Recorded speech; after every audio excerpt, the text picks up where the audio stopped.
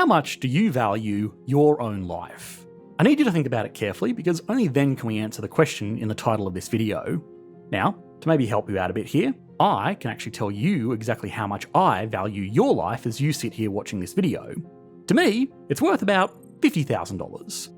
So, yeah, maybe this is a good time to bring up that there are some people who argue that a lot of modern economists have become almost sociopathic in their pursuit of rigid mathematical and transactional precision, sucking the humanity out of the humanities. It sounds almost silly, but this is genuinely one of the biggest debates in economics at the moment. After all, economics is a study of how people interact with things of value, and the most logical measurement for value is a medium of exchange like money. For a lot of economies, it's assumed that as long as numbers like unemployment, inflation, productivity and incomes go in the right direction, that automatically the human experience is also improving. But more and more, people are seeing that these simple assumptions don't necessarily hold in reality. This has resulted in turns of phrase that have become very popular, like a vibe session, where headline economic figures look good, but most people still feel like they are going backwards. So with that in mind, that $50,000 figure wasn't me trying to be mean, it was based on the most accurate hard data I have about you right now. Thanks largely to a video I made bullying our poor old neighbours over in New Zealand, last month this channel got around 5 million views in total, which roughly worked out to be a little over 500,000 hours of watch time. 567,000 hours of watch time works out to be about 62 years, or effectively the total waking hours of a nice long human life. And at this point, if you've already left a comment about me saying 6-7, we're discounting the value of your life even further.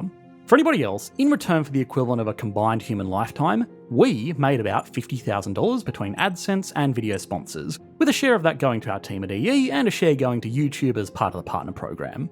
Now, hopefully, most of you watching don't consider our videos clickbait, but also hopefully, most of you think a human lifetime should have much more value, even if it's hard to explain exactly why. One human lifetime was spent watching these videos and $50,000 was paid by advertisers to feature on those videos. Seems pretty straightforward, right? Well, as always, this simple little thought experiment can expose a lot about the nature of modern economics, and to find out why, we need to answer 3 simple questions. So, why is this straightforward assumption about the value of a human life wrong? In turn, what does that reveal about the true value of properly wasted time? And finally, what do these silly little thought experiments tell us about how to properly manage economic value? But before we answer that, I need to convert some more human lifetimes into revenue with this message from our sponsor. Your attention is not the only way large companies monetize your life. They also track your every move, selling your data to all sorts of corners of the internet. I have personally had social security accounts opened in my name. That's why I use private internet access. Whenever you browse online on an unprotected device, it transmits a large amount of information into the open, which can be seen by various entities before it reaches the intended website. Private internet access is a VPN that hides your IP address, encrypts your internet connection, and keeps your data private and secure at all times. One of my concerns with most VPNs is trust. What if they are just taking my information and telling me they are protecting me? PIA eliminates that insecurity as they are one of the few VPNs that legally do not track any of your internet activity, and this has been proven in court and by a third-party audit. We use their services for our entire team as they offer unlimited devices on a single account. Their service also allows you to watch content from all over the world that would not be available without a VPN, which helps us extend and deepen our research, as well as watch shows that are normally unavailable in our region. The Economics Explained team arranged an exclusive deal for you. Go to PiaVPN/Economics Explained to receive 83% plus extra months for free, and you can protect your data for as little as $2 a month.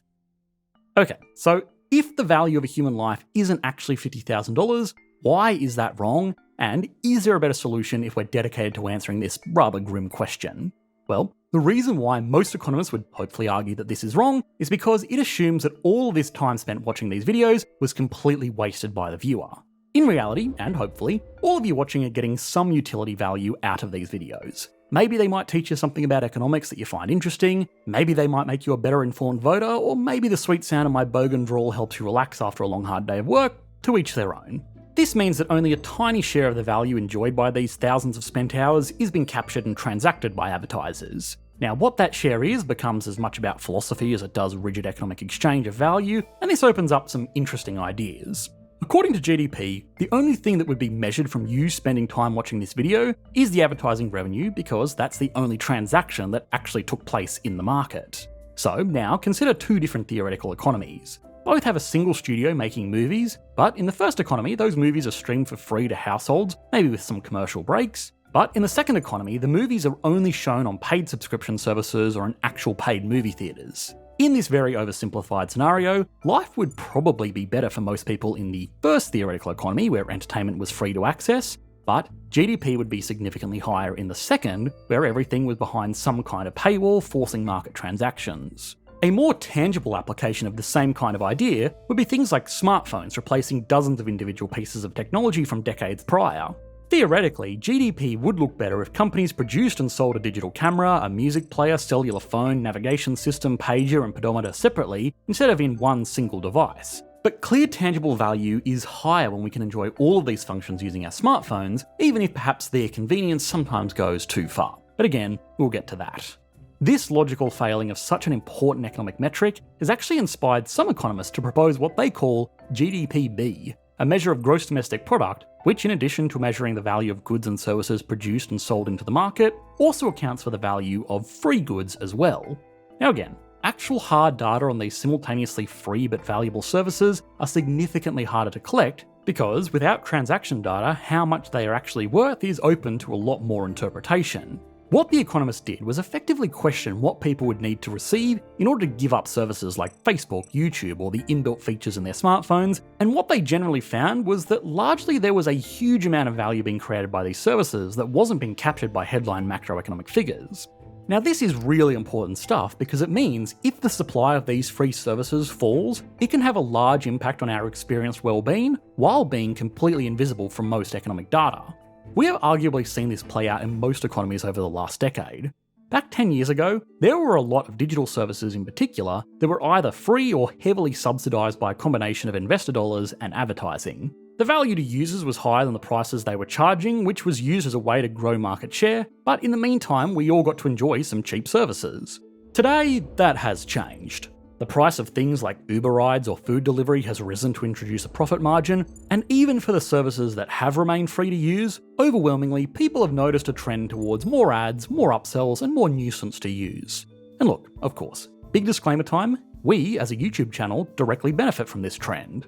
Back when this channel first really started 7 years ago, we roughly made about half as much for every 1,000 views as we do today. Largely, that is because the platform shows more ads at more regular intervals, partially it's because it's cut down on ad blockers, and partially it's because more of you are using YouTube Premium to pay away this annoyance. Had we been making this video back then, we would have opened with a, let's call it a joke, about the value of human lifetime being worth around $30,000 by using the same basic calculations. So, ironically, by valuing your time less, recent economic trends have made your time more valuable. But then it becomes a question of valuable for who?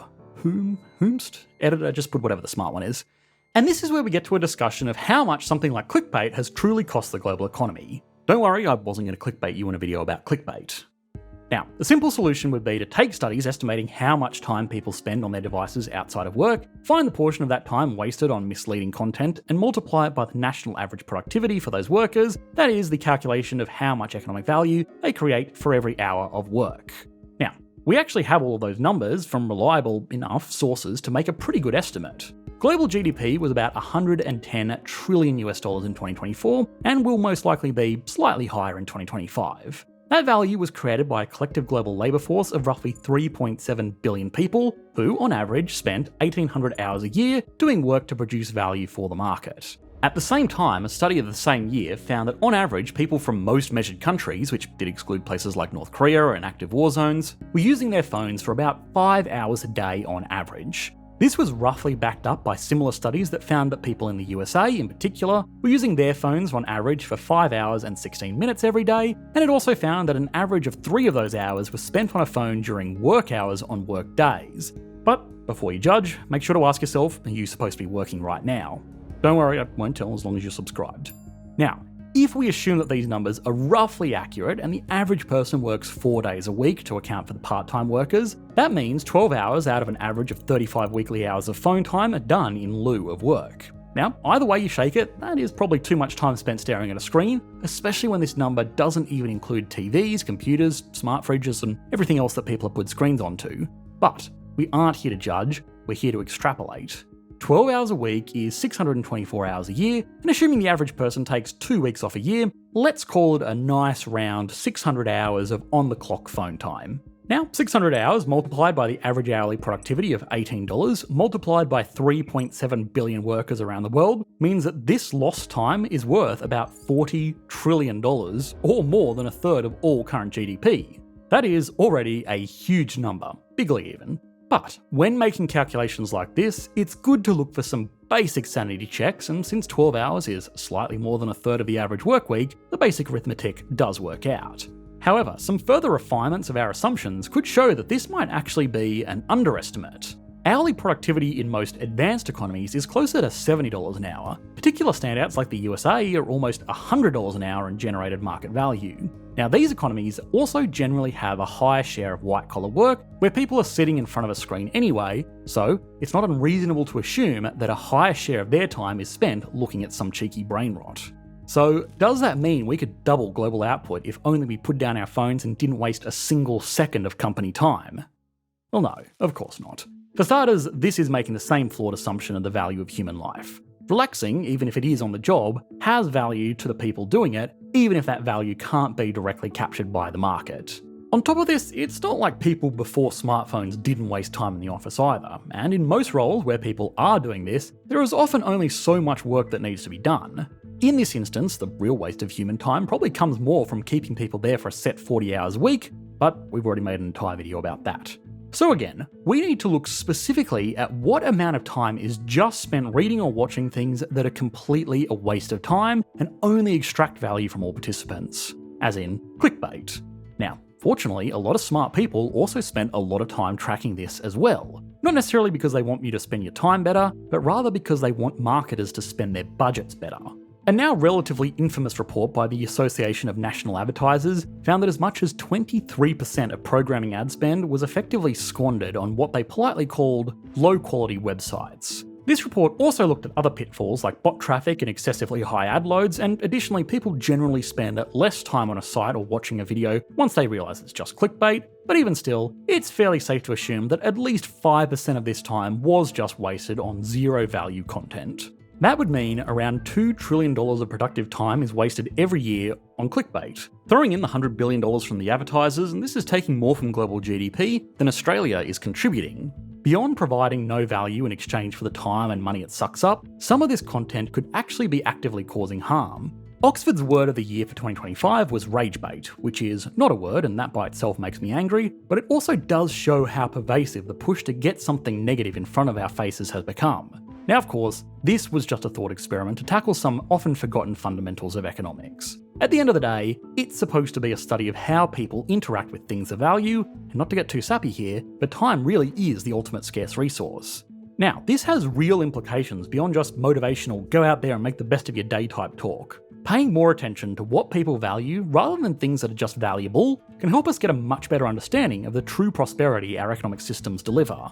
Just making numbers go up by harvesting more hours or converting them into transactable assets more efficiently isn't necessarily the economic success that a lot of economic metrics would have us believe. The opposite side of that same idea is that economists arguably could do a better job of accounting for things that heighten the human experience but aren't necessarily transactable or easily measurable.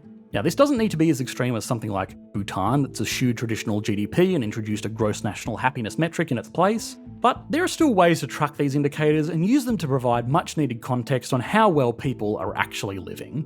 Now, we've actually made an entire video on one particular economy that got this so badly wrong, it undermined regular economic performance as well. You should be able to click to that on your screen now.